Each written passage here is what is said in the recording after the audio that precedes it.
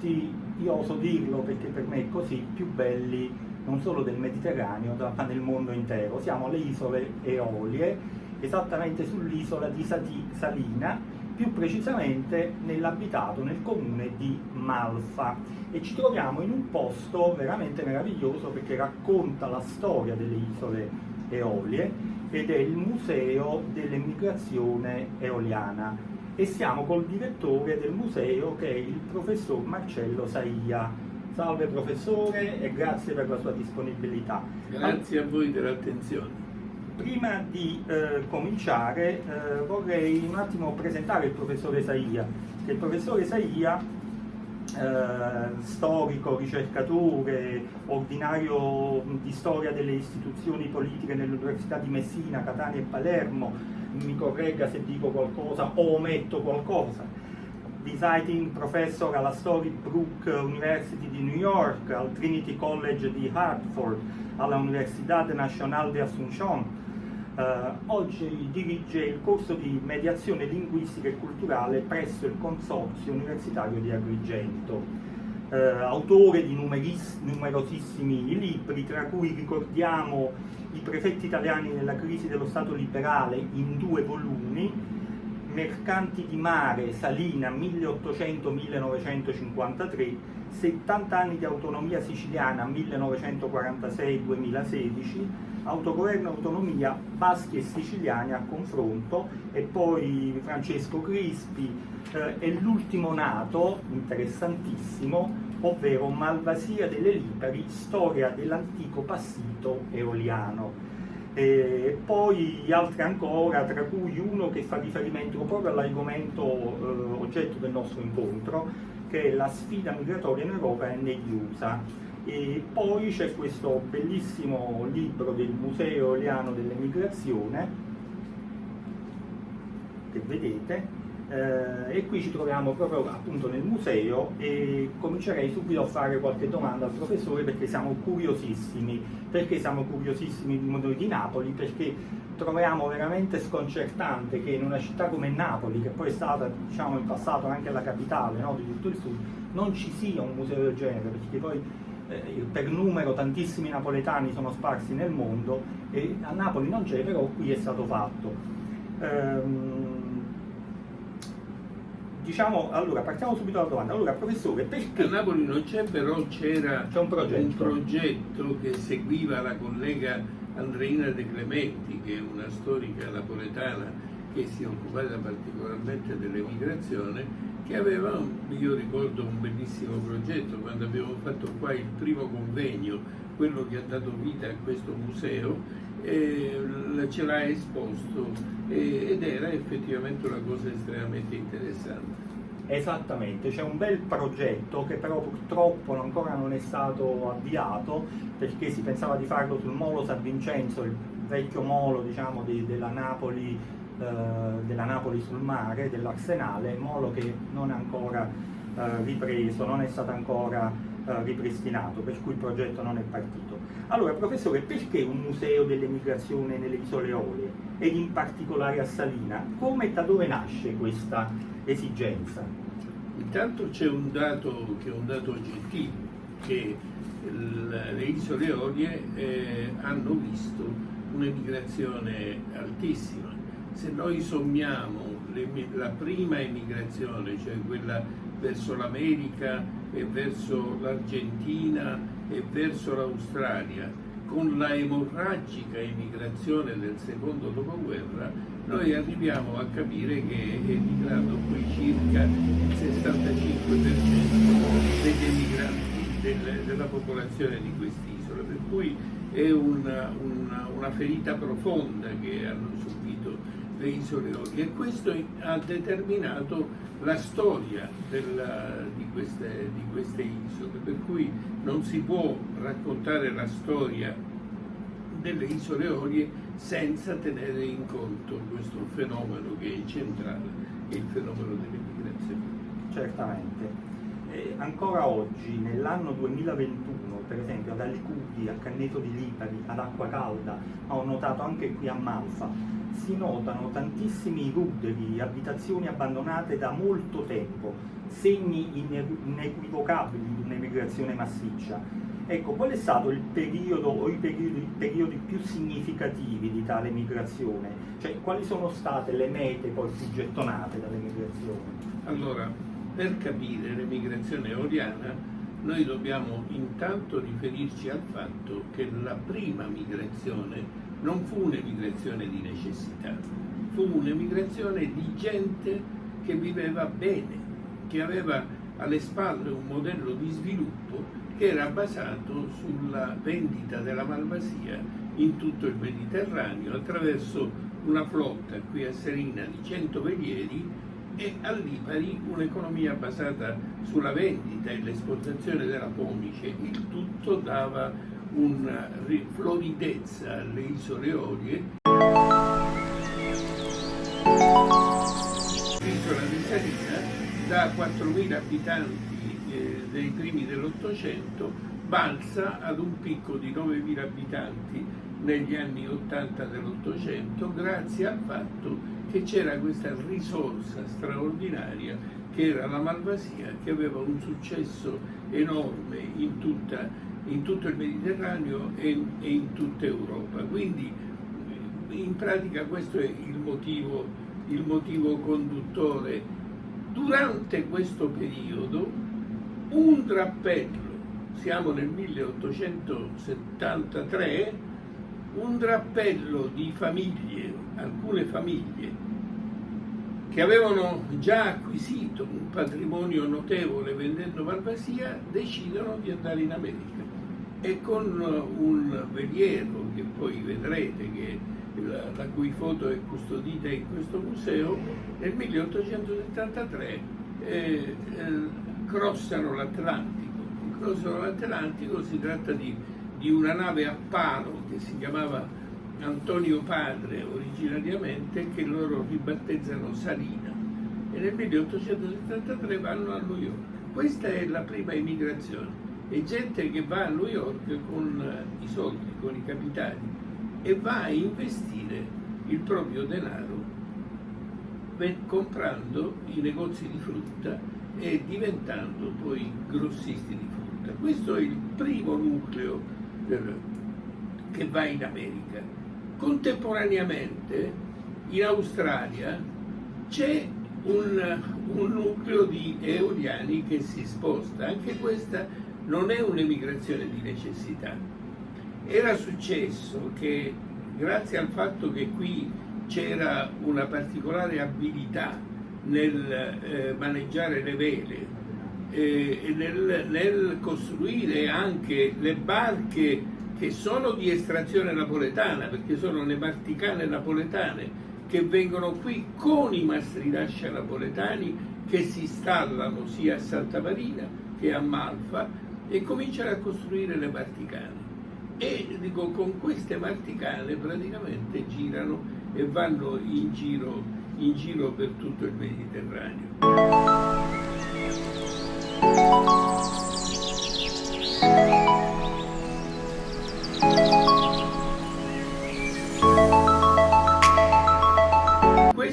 Il fatto che molti eoliani già nella prima metà dell'Ottocento vengono reclutati dalle grandi compagnie di navigazione e quindi lavorano sui grandi velieri, qui si conosce il nuovissimo mondo molto prima di quanto non si conosca in Sicilia o di quanto non si conosca a Napoli o nell'Italia continentale. Cioè qui, praticamente l'America e l'Australia non sono cose ignote già nella prima metà dell'Ottocento. Succede che e infatti l'Arciduca d'Austria, che fa 8 volumi straordinari sulle isole Eolie, dice che c'erano almeno 500 persone tra gli eoliani che erano impiegati sui velieri già a metà Ottocento. Questo fa in modo che quando si scopre l'oro a Ballarat in Australia, molti di questi eoliani imbarcati sui velieri disertano a Melbourne e vanno alla corsa dell'oro, per così dire. L'oro non lo trovano, però finiscono per assestarsi là e per avviare una catena di richiamo che porti. Ecco, questi sono l'inizio dell'emigrazione eoliana in America, in Australia. In Argentina invece l'inizio dell'emigrazione, che è pressoché coevo a questo periodo, siamo attorno agli anni 70 agli anni 80, dei proprietari, dei grandi proprietari di terreni, soprattutto sul versante di Leni, accettano l'offerta delle terre che il governo argentino dava a chi lo voleva, purché fosse in grado di coltivarlo, perché il motto del governo argentino era governare e despoblar, per cui arrivavano in Argentina e un proprietario in particolare si installa a Rosario, costruisce una grossa fazenda che coltivava di tutto e importa una grande quantità di manodopera, soprattutto da Leni, da Val di Chiesa, da quel versante. Per cui contemporaneamente avviene questa, quando ancora l'economia era prospera a Salina, avevamo questi episodi di emigrazione non di necessità, ma di gente che andava ad investire i capitali. Quando nel 1888 la Fillossera distrugge i vigneti, che era una monocultura, perché tutta la ricchezza veniva dalla vigna, si produceva malvasia, vino bianco, vino rosso, passolina, persino le vinacce si vendevano. E in questo vorrei raccontarvi l'episodio che nel 1884, 4 anni prima della Fillossera, la Goletta Unione, che era una grossa goletta di Salina, arriva a Trieste, e siamo nel 1884, e porta un carico di vinacce di malvasia, e queste vinacce servono per fare per la prima volta lo stock 84. Vengono utilizzate dal signor Lionel Stock per fare tutto questo, e annotato sul diario di bordo della Goletta Unione, che noi conserviamo in questa cosa. Per cui insomma una storia abbastanza ricca. Con la Fillossera l'emigrazione diventa emigrazione di necessità.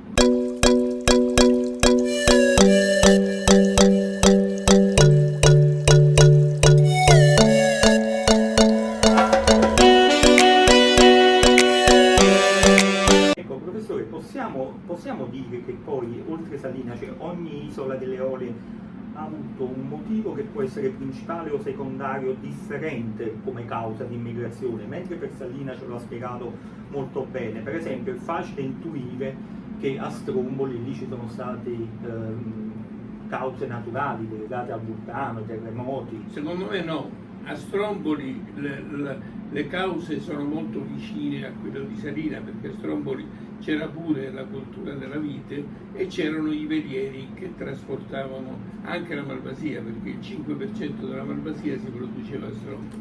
A Lipari c'è una causa diversa.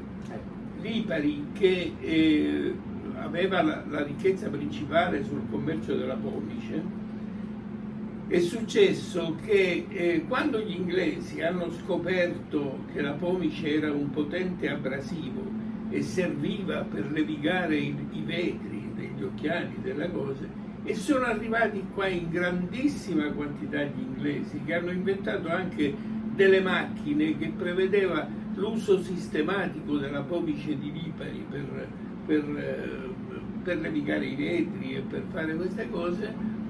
E in quel momento molti liparoti hanno richiesto la concessione demaniale al comune per estrarre pomice, e naturalmente il comune di Lipari,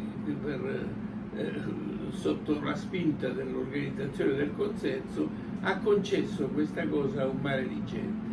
Successe che questa proprietà, questi produttori, che diventarono moltissimo, e la proprietà, che era estremamente frazionata, quando arrivavano gli inglesi a comprare la pomice, ovviamente si facevano concorrenza tra di loro e il prezzo crollava. E a fine dell'Ottocento, proprio mentre a Salina arriva la fillossera, a Lipari c'è una crisi di commercializzazione della pomice con uno sciopero dei minatori della pomice che dura per parecchi anni. E lì abbiamo nel museo una fotografia di questo sciopero. Per cui la crisi economica che chiude il modello di sviluppo delle olie arriva pressoché contemporaneamente a Salina e a Lipari. E da lì l'emigrazione è emorragica dappertutto.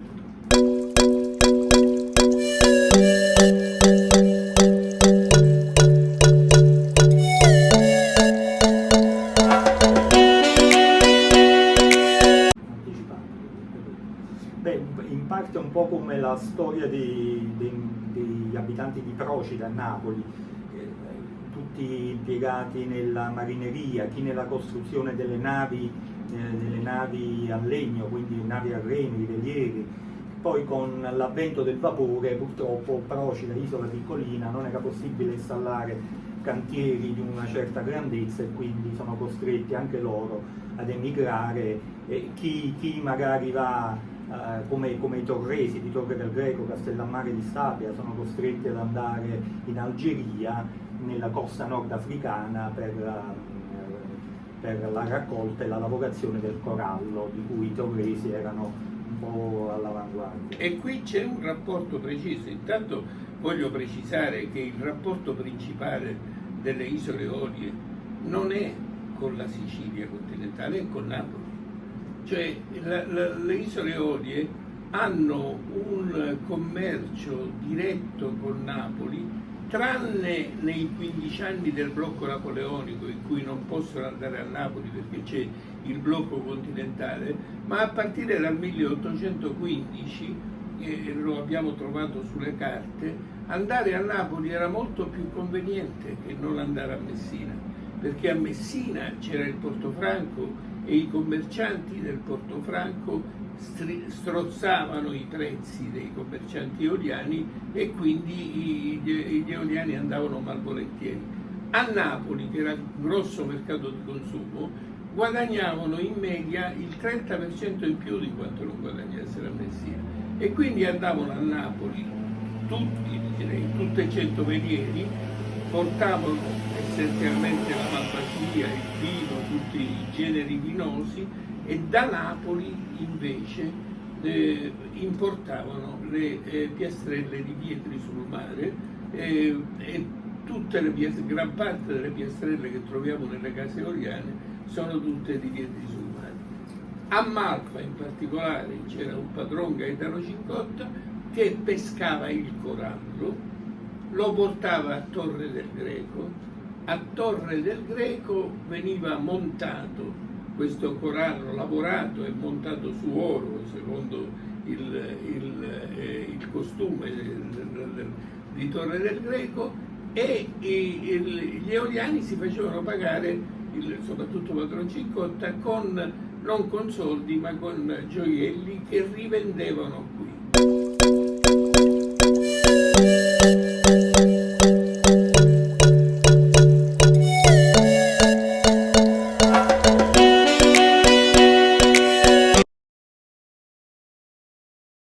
Volendo fare un'analisi dei periodi, abbiamo parlato dell'Ottocento per esempio, ma un dato significativo lo riscontriamo per esempio nei numeri dell'Istat, no? Nel decennio della Grande Guerra, quindi della Prima Guerra Mondiale, i liparoti residenti, secondo l'Istat, nel 1911 erano 16.310, 10 anni dopo 15.280, quindi c'è un calo notevole, voglio dire. Lo stesso accade forse in modo molto più massiccio dopo la Seconda Guerra Mondiale, quindi nel 50, diciamo, secondo l'Istat nel 1950, con una perdita di 4.500 e oltre unità. Quindi diciamo, possono essere state anche le due grandi guerre mondiali causa di questo calo demografico? Allora, i dati ufficiali sono in qualche modo poco attendibili, perché tutti quelli che emigravano restavano residenti nel paese d'origine ed erano considerati temporaneamente assenti.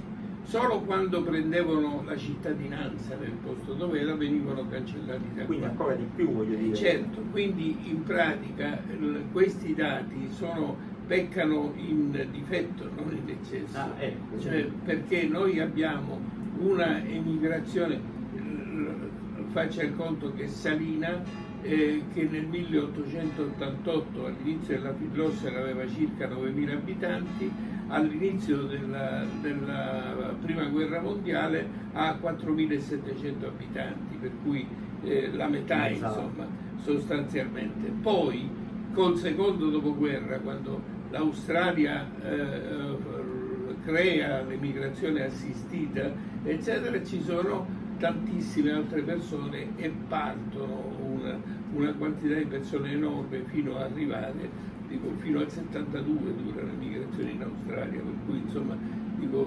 arrivano a cifre consistenti. Complessivamente, le dicevo, siamo al 65% dell'emigrazione. Grandissimo. Sì.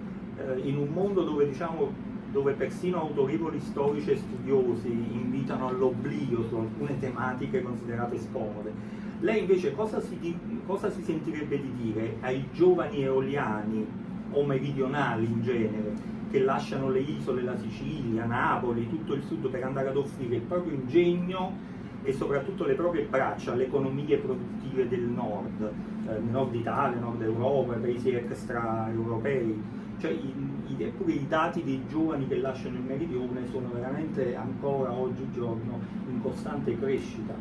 Lei cosa si sentirebbe di dire a questi ragazzi? Intanto la constatazione è quella che ha detto lei, cioè praticamente ogni anno un giovane su tre lascia il proprio meridione, la propria porzione di meridione d'Italia per andare all'estero, e gran parte di questi, la stragrande maggioranza, sono persone che hanno conseguito un titolo di studio, quindi che si sono formati da noi, e naturalmente noi abbiamo formato gente che ovviamente produrrà altrove, darà frutti altrove, quindi è una perdita secca che noi abbiamo. L'immigrazione non riesce a compensare, soprattutto per la qualità dello scambio, perché gran parte dell'immigrazione sono operai generici, sono manodopera, quindi non riesce a compensare in qualche modo e tutto questo spiega il fatto che abbiamo un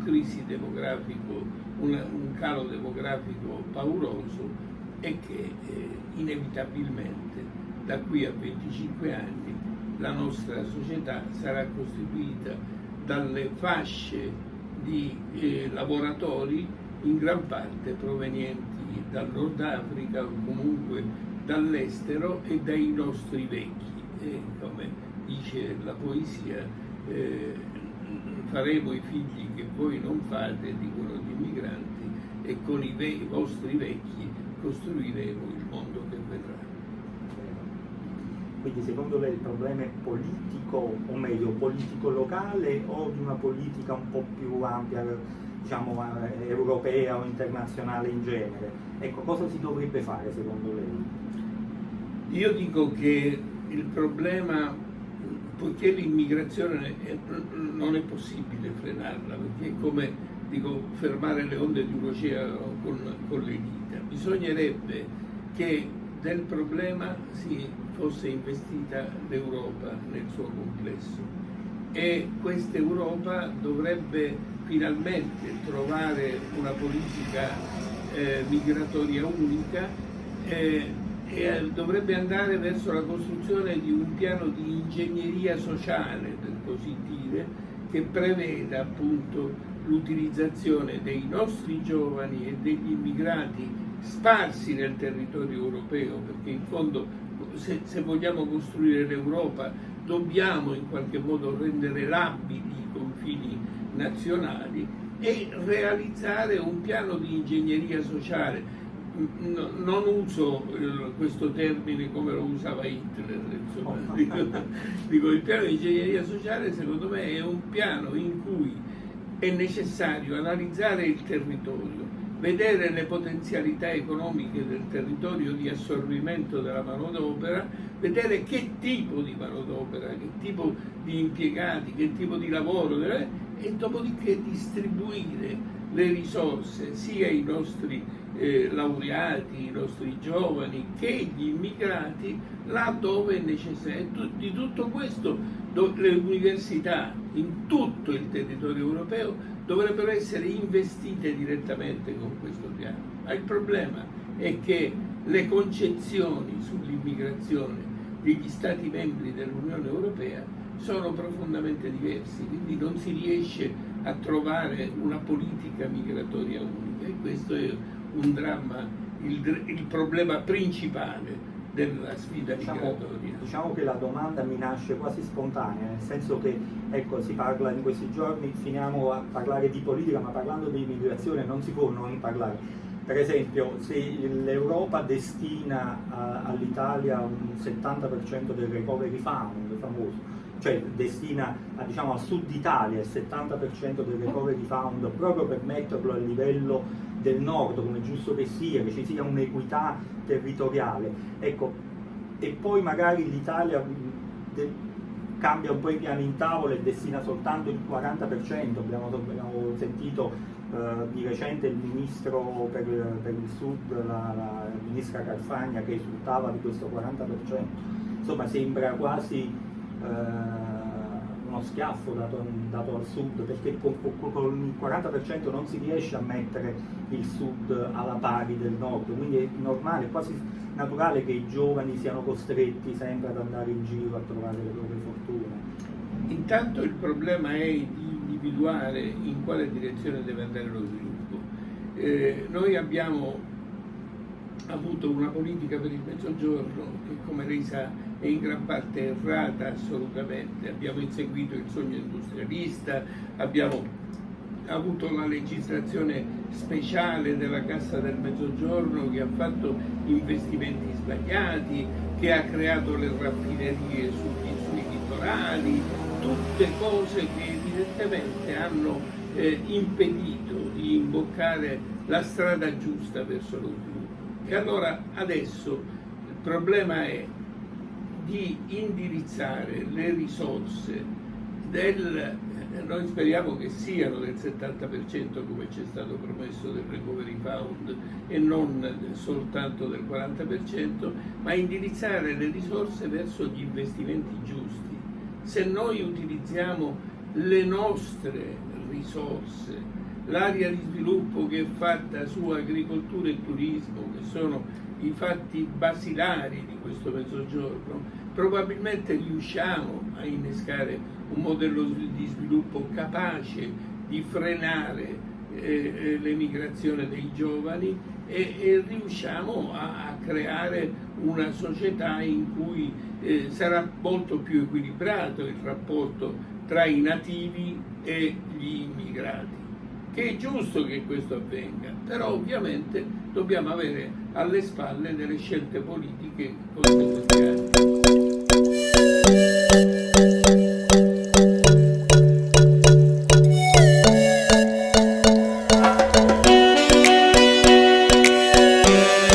Prossima domanda, perché io proprio questo, c'è necessità di cultura sempre, ma ogni anno, come diceva lei, a inizio settembre si tiene la festa degli eoliani nel mondo, qui a Malta tra l'altro. Sì. Ecco, chi vi partecipa e cosa si fa in questa festa? Allora, al tempo in cui il Covid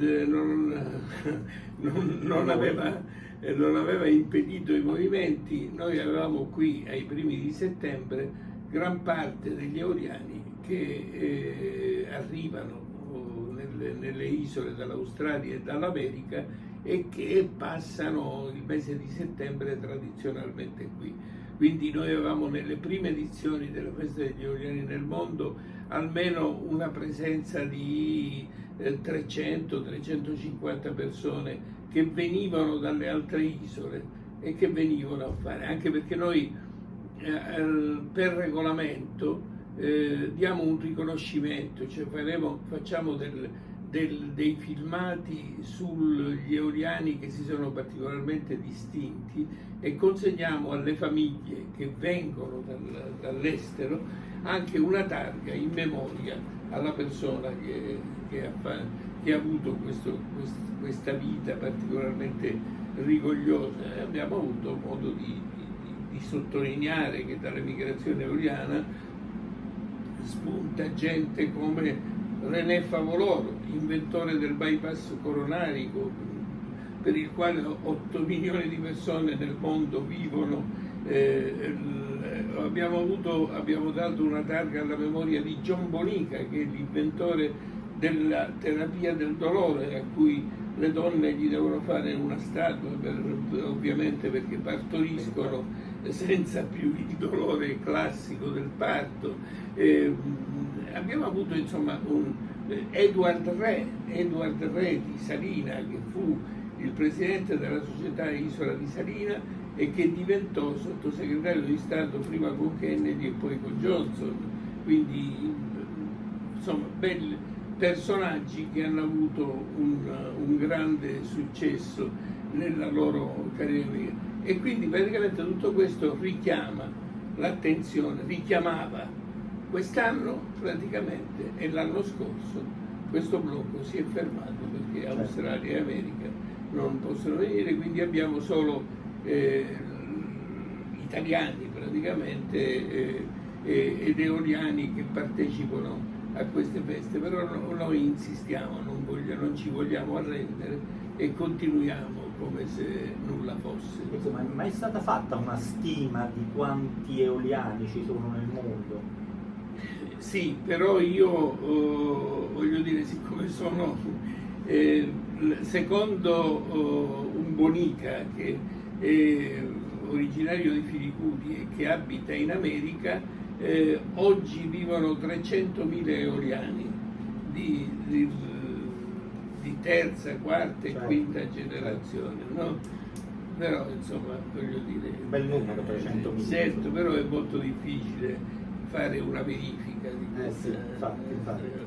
Ecco, le faccio l'ultima domanda. Allora, quanto è importante, ecco, il museo, mantenere la memoria storica, soprattutto quella dei popoli, e tramandarla ai giovani, alle generazioni presenti e future? Ecco, quanto è importante la memoria?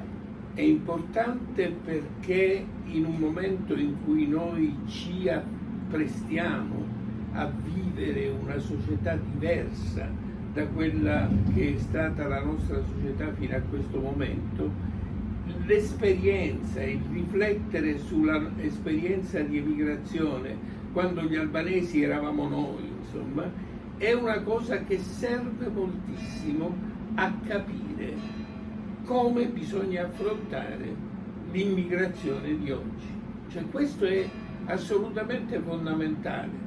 Dico perché è anche per correggere i giudizi che dicono ma noi eravamo diversi dagli africani eccetera. Non è vero niente, noi avevamo gli stessi identici problemi e i meccanismi per cui noi ci muovevamo e per cui si muovono loro sono identici, e i meccanismi di sfruttamento che noi subivamo dagli agenti dell'emigrazione a loro e che loro subiscono dagli scafisti sono la stessa cosa, la stessa identica cosa. Quindi riflettere sulla emigrazione nostra è una cosa che ci aiuta a costruire la società di domani, e per questo noi tentiamo di parlare con i giovani, con quelli che ovviamente devono conservare questa ed è un'opera più che meritoria, anche perché ricordiamo che i popoli nel mondo, nella storia, hanno sempre migrato.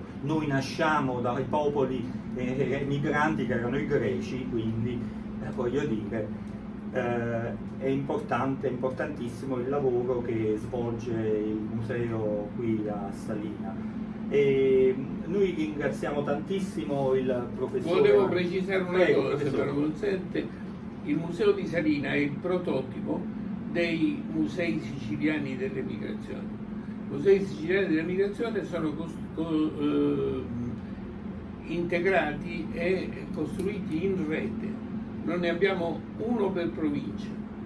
Salina è il museo del messinese praticamente, poi a Giarre c'è un museo del catanese, a Canicattini Bagni c'è un museo del siracusano, a Giarratana c'è un museo del ragusano, a Nicosia c'è un museo del comprensorio di Enna, ad Acquaviva Platani la parte relativa al latifondo a Caltanissetta, ad Agrigento sta per nascere, ancora non c'è il museo dell'emigrazione agrigentina, c'è un museo consolidato della provincia di Trapani a Santa Ninfa e il museo palermitano che è a Villa Frati. Quindi abbiamo questa rete dei musei siciliani dell'emigrazione che fa un lavoro straordinario nel rapporto con le comunità siciliane all'estero. Ecco, amici di Napoli, della Campania e soprattutto della zona costiera, prendiamo esempio e cerchiamo di fare anche noi un bel lavoro, perché come diceva il professore la memoria è fondamentale, importante per i giovani di oggi e del futuro. Ringraziamo il professore Saia per questo bellissimo incontro, per questa importantissima chiacchierata, e invito tutti a venire a visitare questo museo a Malfa e le isole Eolie, che meritano, al di là di tutto, voglio dire, una visita e una vacanza. Grazie professore. Grazie a voi.